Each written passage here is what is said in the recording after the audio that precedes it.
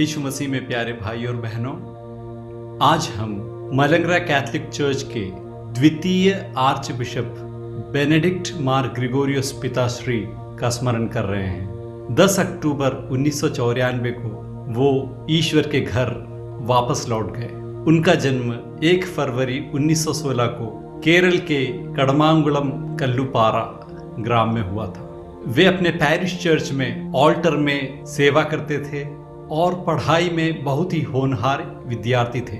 10वीं कक्षा में बहुत ही अच्छे मार्क्स से विजयी होने के बाद उन्होंने बेथनी आश्रम में प्रवेश किया। 15 अगस्त 1935 को उन्होंने अपना प्रथम व्रत धारण किया और बेनेडिक्ट नाम स्वीकार किया।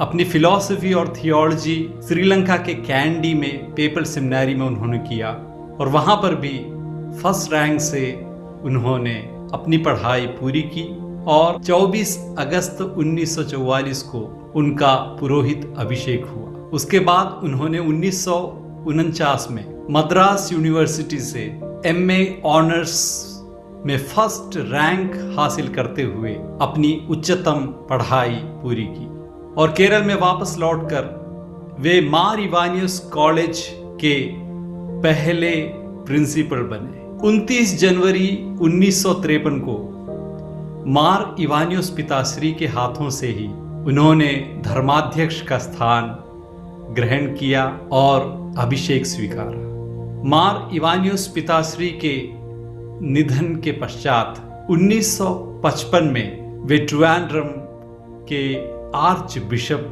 नियुक्त किए गए और 41 साल मलंगरा सीरियन कैथोलिक चर्च के अध्यक्ष के रूप में उन्होंने इस चर्च का नेतृत्व किया। वे एक संत पुरुष थे।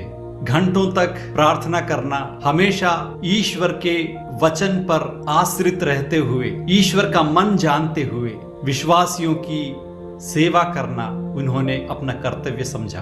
पवित्र संस्कार में उन्होंने बहुत ध्यान दिया और हमेशा अपने प्रभाषणों में, प्रवचनों में उन्होंने विश्वासियों को विश्वास जीवन के बारे में अच्छी सीख दी और उनमें प्रभु प्रेम को जागृत किया। कैथोलिक चर्च के ही लैटिन राइट, सिरोमलबार राइट के बिशप से, प्रीस्ट से और लोगों से उन्होंने हमेशा एक अच्छा रिश्ता कायम किया और इसके अलावा नॉन कैथोलिक चर्चेस के धर्माध्यक्षों के साथ भी उनका बहुत ही गहरा संबंध था। वे सबके प्रिय थे, वे सबको एक साथ बुला सकते थे और उन्होंने सभी कलीसिया को एक साथ आने का बहुत प्रयास किया। उनके साथ उन्होंने यहाँ तक कि तीर्थ यात्रा की, रोम में, जेरूसलेम में और अन्य पवित्र जगहों में उन्होंने एक साथ अन्य कलीसिया के धर्माध्यक्षों के साथ यात्रा की और अपने रिश्ते को और मजबूत बनाया। वे चाहते थे कि हम सब एक बनकर रहें और दूसरों के सामने ईश्वरीय प्रेम की अच्छी गवाही दें। इसके साथ साथ ही अन्य धर्म और मजहब के लोगों से भी उन्होंने अच्छी दोस्ती कायम की। न केवल केरल में बल्कि समस्त भारतवर्ष में सब उनका आदर और सम्मान करते थे। एक बार तो ट्रिवेंड्रम में जब मुस्लिम और हिंदू धर्म के व्यक्तियों के बीच में तनाव पैदा हुआ, यहाँ तक कि हिंसा का माहौल आया, तब केरल के चीफ मिनिस्टर श्री करुणाकरन ने बेनेडिक्ट मार ग्रिगोरियोस पिताश्री से निवेदन किया कि आप इस बात का समाधान लाएं और शांति का प्रयत्न करें। मार ग्रिगोरियोस पिताश्री तनावी जगह पर पहुंचे और दोनों धर्मों के नेताओं के साथ उन्होंने एक साथ मिलकर शांति का पैगाम दिया और इससे वहां पर शांति आ गई। वे एक शांति के दूत थे, एक बुद्धिमान व्यक्ति थे मार ग्रिगोरियोस पिताश्री। उन्होंने फिलॉसफी, थियोलॉजी और आर्ट्स में भी मास्टर्स लिया हुआ था, तो उन्होंने हमेशा एजुकेशन की अहमियत को समझा और ये चाहा गरीबों को, स्त्रियों को यदि ऊपर उठाना है, उन्हें शक्त बनाना है, तो एजुकेशन का, विद्या अर्जन का बहुत ही महत्व है। उन्होंने बहुत से कॉलेजेस, बहुत से स्कूल्स प्रारंभ किए और मुनाफे पर नहीं बल्कि अच्छी तालीम देने में, अच्छी शिक्षा देने में और विद्यार्थियों के स्वभाव को अच्छा बनाने के लिए ज्यादा जोर दिया। वे पर्यावरण के भी स्नेही थे। जहां भी जाते थे वहां पर पेड़ और पौधे लगाने की बात करते थे। भारतवर्ष में उन्होंने मांझियम की कृषि पर बहुत ध्यान दिया और जहां कहीं भी जाते थे, किसी से भी यदि मिलते थे तो एक पौधा गिफ्ट करते थे। इसकी अहमियत को समझाने की कोशिश करते थे।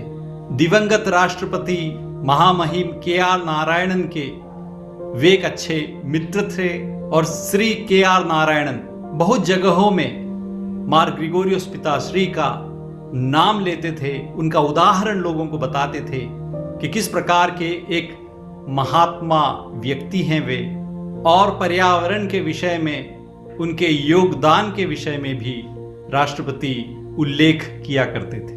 उनके दिल में हमेशा गरीबों के प्रति अनुकंपा थी। उनके दर्द को, उनकी तकलीफ को वे समझते थे। वे खुद कहा करते थे कि मैं खुद गरीब परिवार से हूँ, इसलिए दूसरों की गरीबी मिटाने के लिए जो कुछ बन सकेगा मैं करूँगा। उन्होंने लोगों को ही आत्मविश्वास दिलाने की कोशिश की, उन्हें आत्मनिर्भर बनाने की कोशिश की। इसके लिए उन्होंने बहुत सारी योजनाओं को पेश किया। स्त्रियों के लिए उन्होंने कपड़े की टेक्सटाइल्स बनाई, जिससे कि वे खुद अपने हाथों से कपड़े बुन सकें, उसे बेच सकें। उन्होंने कृषि पर ध्यान दिया। इस तरह अनेक योजनाओं से उन्होंने गरीबों को आत्मनिर्भर बनाने का परिश्रम किया। वे एक सच्चे सन्यासी थे। उनके जीवन में हमेशा सादगी थी। उनके रहन सहन में, उनके बातचीत करने में हमेशा वह यीशु मसीह की करुणा के मुख बनकर जिए।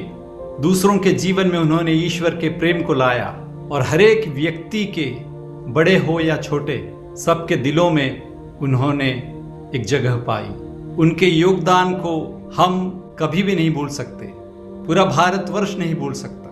केरल की कैथोलिक कलीसिया के अध्यक्ष के रूप में और भारत की कैथोलिक कलीसिया के अध्यक्ष के रूप में, CBCI के अध्यक्ष के रूप में उनके योगदान को लोग आज भी याद करते हैं। उनके मुख में ही सूर्य तेज था।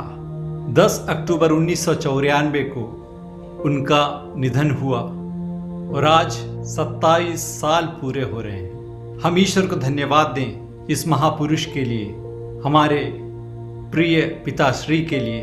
उनके द्वारा हमने जो भी अनुग्रह प्राप्त किया है कलीसिया के रूप में, और हर एक व्यक्तियों ने उनके द्वारा जो ईश्वर की कृपा प्राप्त की है, इसके लिए हम ईश्वर को धन्यवाद दें। यह हमारा पूरा विश्वास है कि मार इवानियोस पिताश्री के साथ और अन्य धर्माध्यक्षों के साथ वे हमारे लिए आज भी प्रार्थना कर रहे हैं।